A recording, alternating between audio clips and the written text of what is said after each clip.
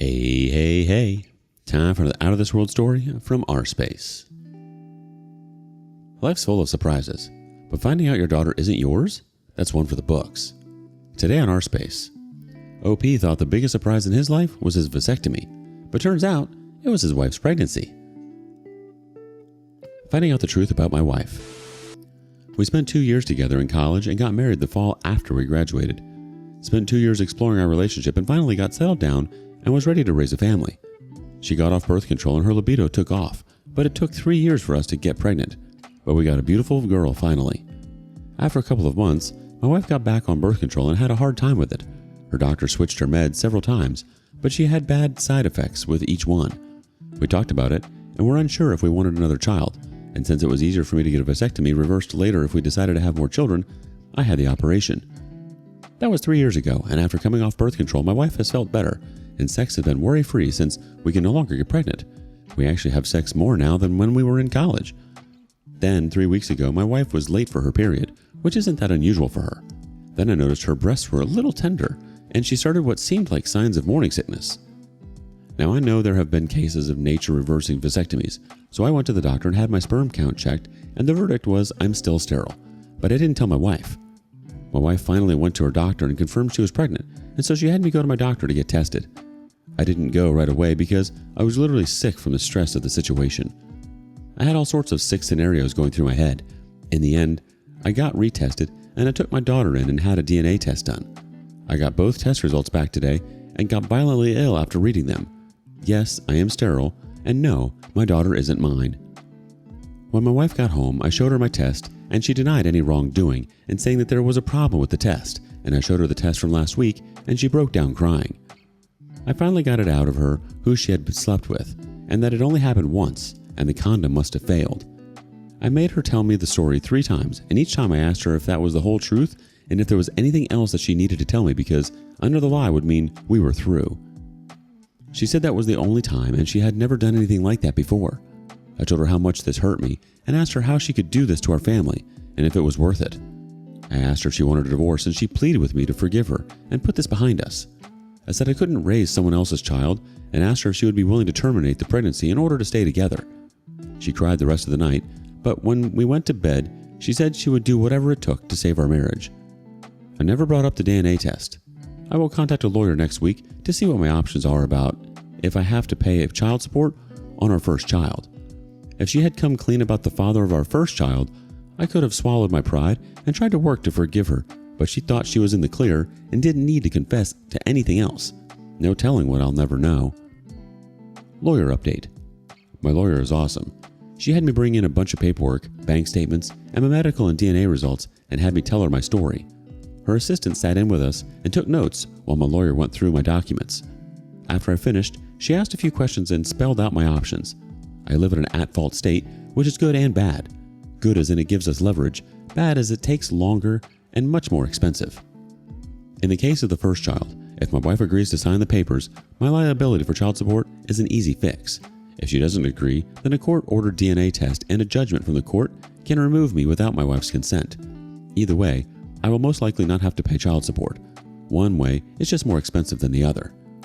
Since my wife has a good job and earns close to what I do, she didn't think the judge would award her any alimony. And all of that, plus dividing up property and other things, can be negotiated before a judge gets involved. The bad news was, due to the holidays, they couldn't have the papers ready before Christmas, but definitely would before the end of the year. She advised me to say nothing until she got served.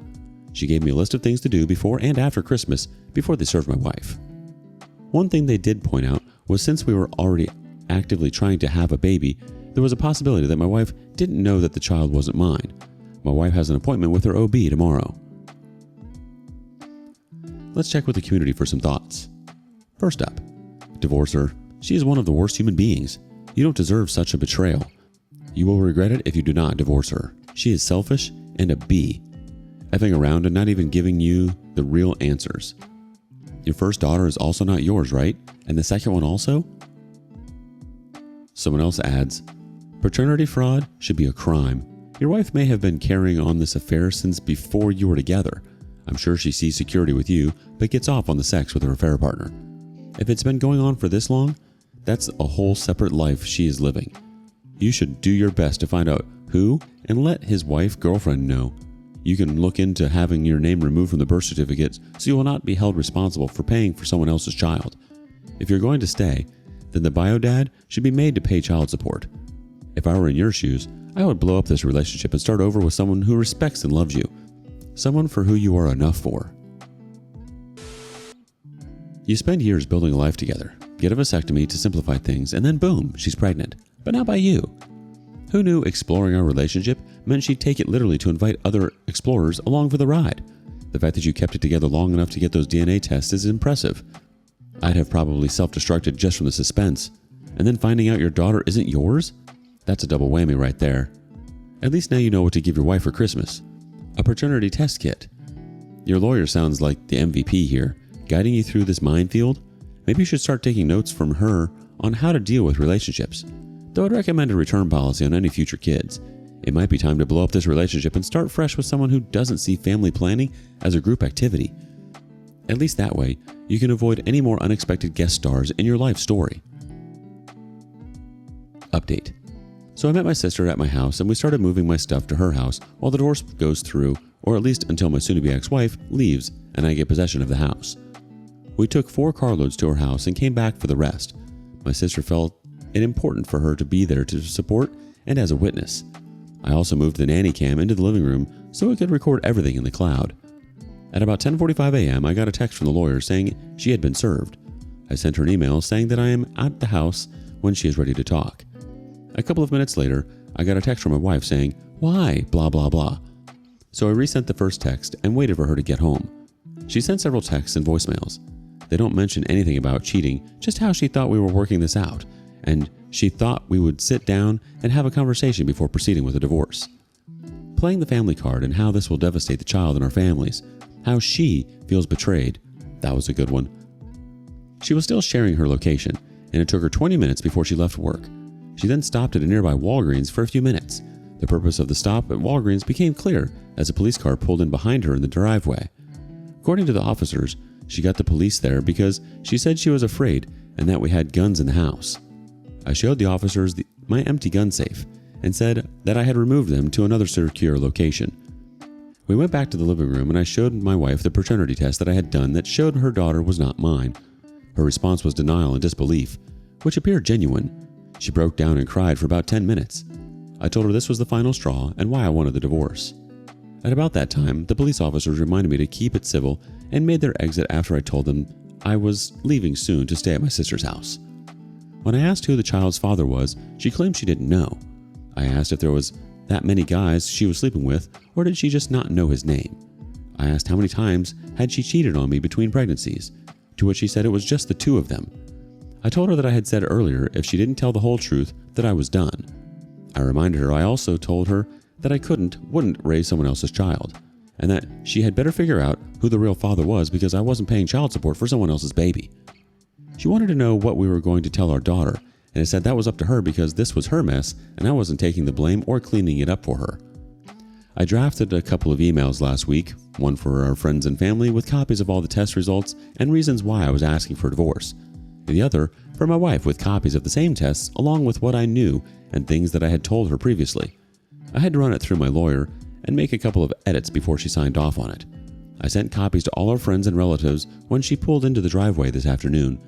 Most of the feedback had been one-sided and very colorful. In the end, I told her if she had been truthful, we might have been able to work things out, but I couldn't trust a lying serial cheater. And I told her if she had gotten her tubes tied instead of me getting a vasectomy, she might have got away with it.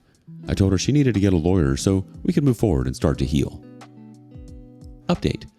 We had our second meeting with the lawyers today and we signed off on almost everything except the house. Still waiting for an appraisal to come back and figure out the split.